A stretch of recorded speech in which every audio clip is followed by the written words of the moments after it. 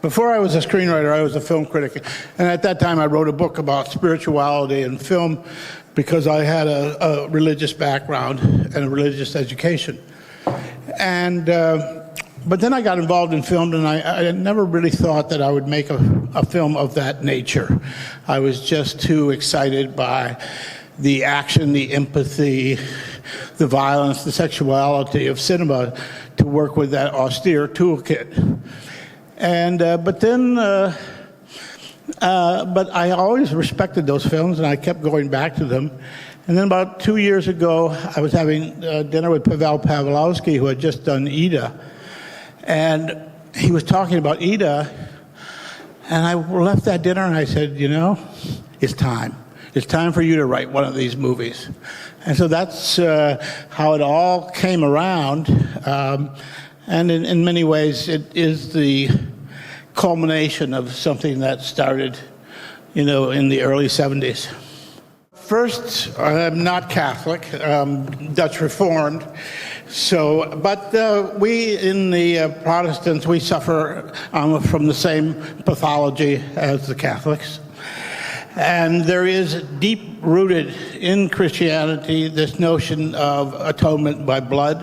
It begins in the Old Testament with animal sacrifice, and then it moves on to the symbolic sacrifice of Christ.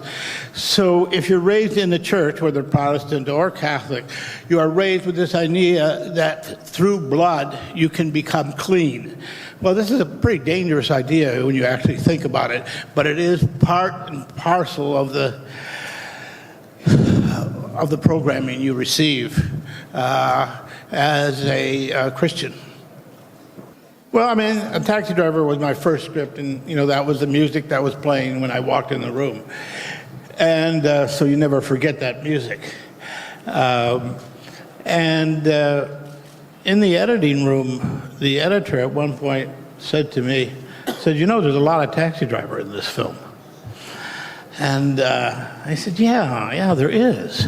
And really, I didn't intend it so much, but it just infused the script. There is one homage shot to Marty, which is Scorsese did a boom up and zoom down into an Alka-Seltzer glass, which he stole from Godard, and so I did it to tip of a hat to Marty. Only I did it with Pepto-Bismol. As for the ending of both films, I don't really think that an artist of any stripe, any art form, should preclude interpretations of his or her work. And so whatever interpretation you have is fine with me, and is equally valid as the next person's. I don't see humanity outliving this century. I just don't. I mean, you know, this experiment in carbon-based intelligence has been going on 150,000 years or so. I think we've kind of exhausted our hold. The planet will be just fine. Humanity seems to be the problem, and so I'm going to be out of it. I lived in the magic cone of history, the baby boomer generation, life of affluence, life of leisure, life of little pestilence, little war.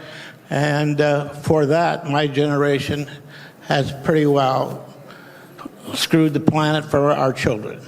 So if you were asking what I thought, that's what I think.